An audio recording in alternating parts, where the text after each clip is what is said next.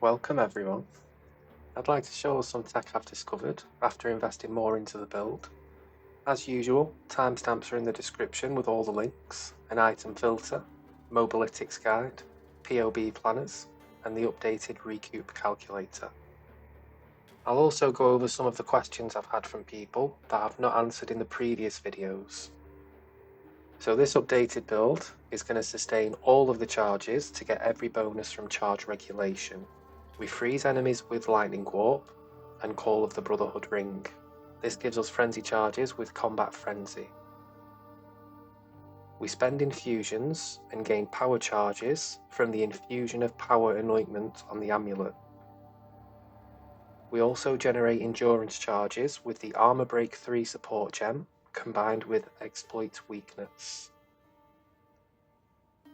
Rite of Passage also helps us break armor with the unique effect of the Wolf Spirit. This grants all of our damage 10% armor break while it's active. This guarantees we can fully sustain all of the charges in maps, then we rely on the interaction between the trigger gems to generate them on the bosses. The trigger gem that has armor break 3 must be coupled with Atalui's Bloodletting. This is so that the physical damage from Atalui's can break armor for us when combined with the Armor Break 3 gem, and then the other skill cannot break armor because it's got Exploit Weakness, so instead it consumes the broken armor for more damage and resets the armor for us to break again, and gives us more chances to generate them. You don't need armor breaking Lightning Warp if you don't have the Rite of Passage. The generation will be slower, but as it's quite expensive, it's probably going to be expected most people can't get their hands on it. So it will still work, it's just the generation will be slower. We can also spend the power and endurance charges on a spell totem, which is quite powerful on its own.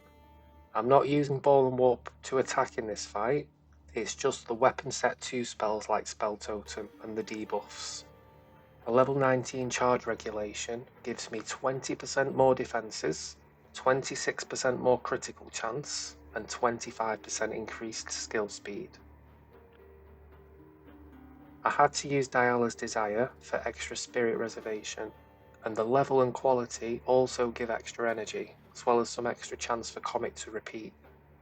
We also get the Curse Magnitude exposure effect and just some general damage on most skills. The Arbiter's Ignition is used for the 25% more damage, and the ailment build-up helps us generate energy, so it's a big bonus for this build. There are 2 new lineage gems in the curse as well. Iox's Fulmination does add a cooldown, but it's only 2 seconds. The effect activates after a delay and deals 6 hits in 2 seconds. All of these hits can generate energy. The other lineage gem is Khaleesi's Crescendo, which pacifies enemies when the curse has just under a third of its time remaining, and makes it so enemies cannot deal damage to us. I'll also speak about some options I've been asked about. So Rakiata's Flow, that is a big bait for this build. If you do have one, then it was a good investment. You'll make some divs back on selling it, but it is not good for this build. Use it if you like to show off. The build is still strong enough, you'll be fine, but it is a damage loss. So basically, if we use Rakiata, we can't use Curses or Exposure because that's going to mess around with the Rakiata's Flow. So this means that one of 2 things is always happening. Either Warp is dealing low damage and generates low energy, or the triggers are dealing low damage. If the boss has 75% resistance, and we have Lightning Warp, as well as at least 2 other triggers, but only one of these 3 skills deals full damage, or damage at minus 75% effective resistance, the other 2 are effectively dealing 25% of their total damage. With a Curse and Exposure, we can instead lower resistances by over 100% easily. This means that all 3 skills are dealing at least 125% of their damage when compared with resistances. Also with the Gloom Sceptre, It's fine to use it, again, the build is good enough that it does work with it, but it is also a damage loss, and we also lose a lot of energy shield and recovery if we do go for the Sceptre. The extra spirit is nice. Cast on critical is most people's go-to for extra spells, but it's just really not amazingly effective on this build. If possible, I would stick as close to the build planner as you can, and if you do want to add other things like that, then it is going to be at some cost, and this version of the build is what I've ended up at for being the best all round for all content. I'll show the skill tree shortly.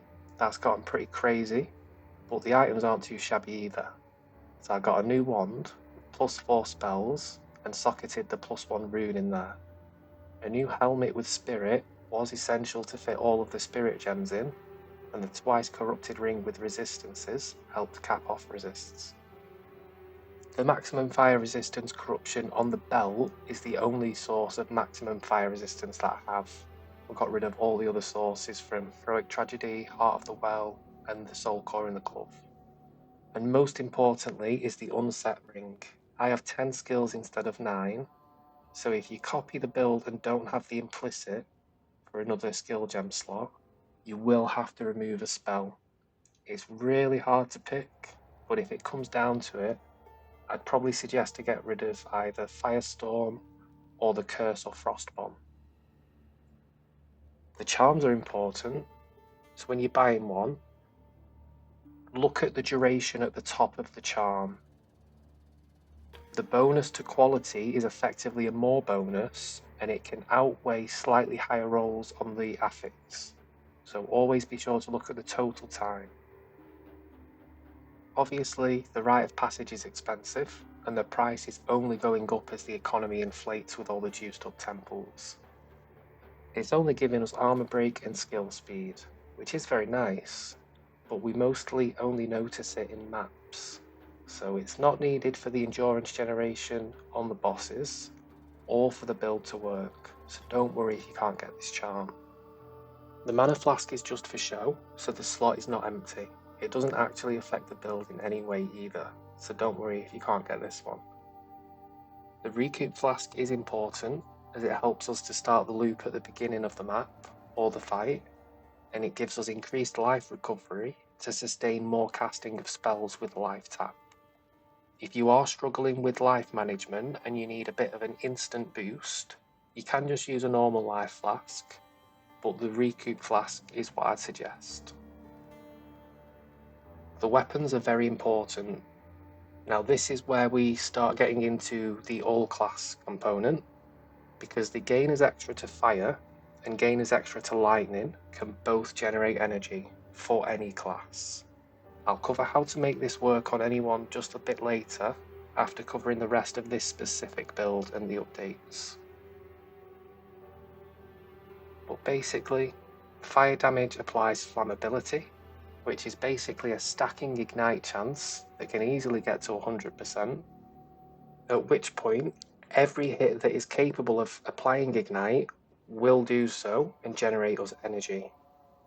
The extra lightning damage lets us apply shock to drenched enemies, so combining the thunderstorm skill with the shock conduction support also allows us to generate energy on every hit. As Infernalist, we can take Bringer of Flame, which lets all of our damage apply to the ignite magnitude.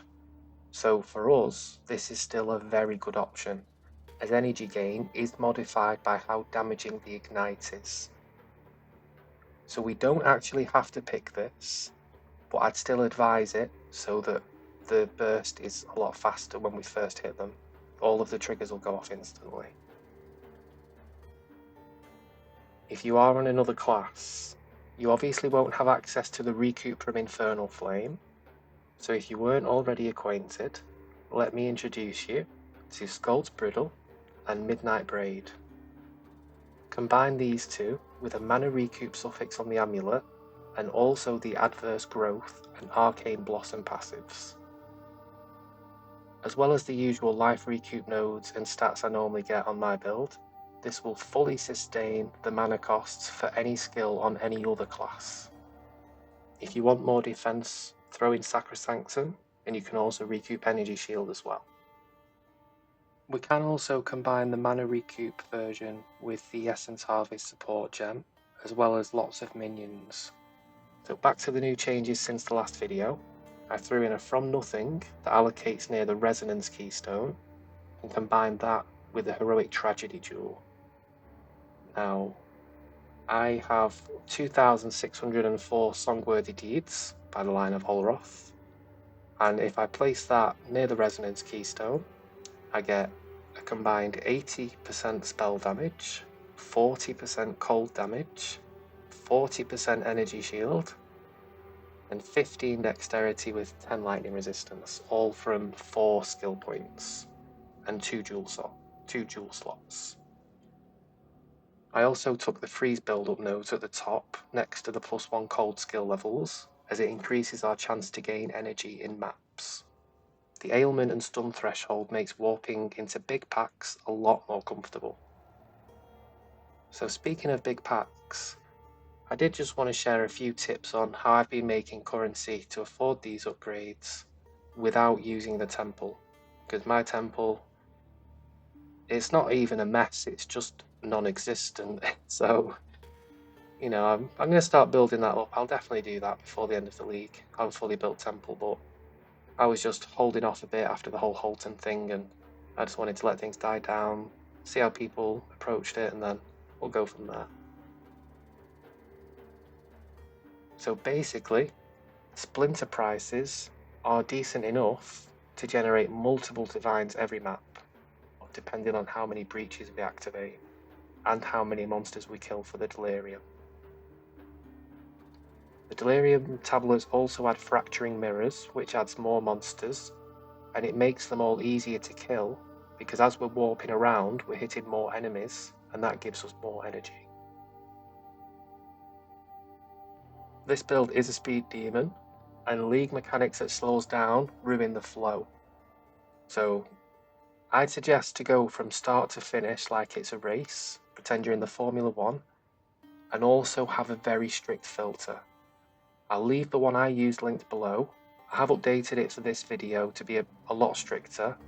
I think the lowest amount is probably a Chaos Orb in value that should appear, and that'll be mostly purple. So you can ignore that if you're not interested in the Chaos. All of the roughly divine or higher drops are going to be in a cyan pearlescent kind of colour. I do update it on Filter Blade, and it has a leveling section tailored for my specific leveling guide, so they're great to use together.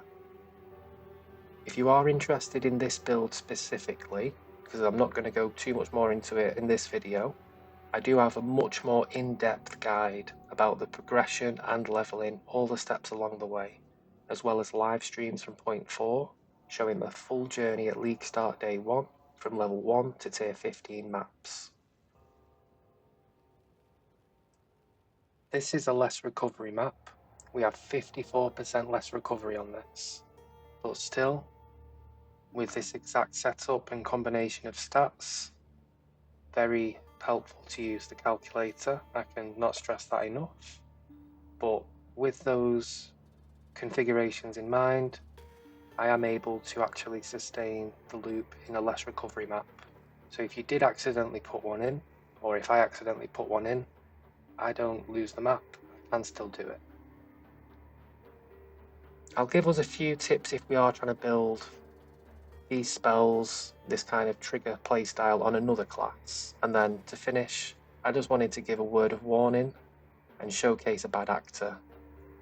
So for other classes, the most important stats you will need are the life and mana recoup, as well as other bonuses like Hail Heart and Arcane Blossom. This is assuming that you are using the Skuld's Brittle, Midnight Braid, and maybe even Sacrosanctum. Cast speed is going to be very important as well, to ramp the loop faster. And the final important stat is energy gain. If you're using Spellslinger, I'd suggest at least 150% energy, as it's shown in the Slinger tooltip. Now this number is only 150% if you're using the warp skill. Any other skill is going to require a different amount of energy, so this is just for warp. This is the breakpoint, and this is shown in the Recoup calculator, but that calculator is specifically designed for Infernal Flame. So while it can show us the relationship between stats, I will need to make a new calculator to handle mana, as it is treated differently. That is going to be it for the showcase of the upgrades, but before I go, I wanted to show you what a genuinely piss poor level build looks like. I'll try my best to obscure as much information as possible. I don't want any malintention going anyway. I mean what I'm going to say mostly lightheartedly, just touching on a bit of harsh truth, but I've seen this so much in the time I've been sharing builds, and many people have said things like this to me or brought this issue up, so I'm just going to call it out. This guy or lady presents a build for 0.4, and they show the warp loop that I originally shared in 0.3. The footage they show is also from 0.3, because they are using Tech Rod to recover life, and have blood magic, so there's no Infernal Flame. The final clue that this build is in shambles is that Elemental Invocation is not showing a cooldown. Well, a 0.2 second cooldown was added in this 0.4 league. This is just egregious. I don't think there's a better word for it than that. I've got to say, there are a lot of people that make similar builds and do create it themselves, as is the case with every archetype. But there are also people like this, and others who there's no need to show, that take a build. Sometimes they don't understand it, but they tweak it enough so that it looks different to someone who doesn't know any better. They never give credit because they monetize the video. Even though that's sad, it's genuinely true. My main advice is to watch out for these bad actors. Don't trust people when they say, this is the best build, or this is the fastest build, because those builds are usually just headhunter builds with expensive damage scaling. The truth is, they just want you to click the video so they get paid. I disagree with it, I don't monetize anything, so I can be transparent about this. And honestly, the Warp Demon is probably one of the best builds in the game, considering how cheap and effective it is to set up. Obviously this video is showing a higher budget version, but even on a few divines it can clear all the content. And feel free to browse through, but not once have I ever made any claim about relative strength of this build. I only share this to highlight the difference between organised companies operating transparently and contributing credit to those that went through the effort to put the time in and share it, contrasted with individual content creators, of which the majority do have an interest in presenting the build as their own, or at least being very vague about the inspiration, to gain more traction and momentum in the algorithm, so they get paid even more. I'm fine just plodding along, doing what I wanted to do, which is share my one-trick pony build, the optimizations I make with it, interact with the people that want to make the build and need some help with it, meet some lovely people along the way. I couldn't ask for anything better. And like I say, just double check the builds you find, even mine to an extent. I can still make mistakes like any human can, and we can always discuss things like mature people, but there's never a need to bring someone's personal character or circumstances into it. So if you do find the video that I mentioned, keep it factual and respectful. Don't engage in any hatred. There are more examples, and some from bigger popular creators that you might be surprised to see it from, but for now, we'll just leave it there. As always, thank you very much for watching. In the description is all of the links, an item filter, a Mobalytics written guide, PoE planners, and the updated Recoup calculator for Infernal Flame. I hope you enjoyed, and if you've not tried the build already, what are you waiting for? Check out the budget versions and start off cheap, then work your way up to the top. Cheers for listening, guys. Take care.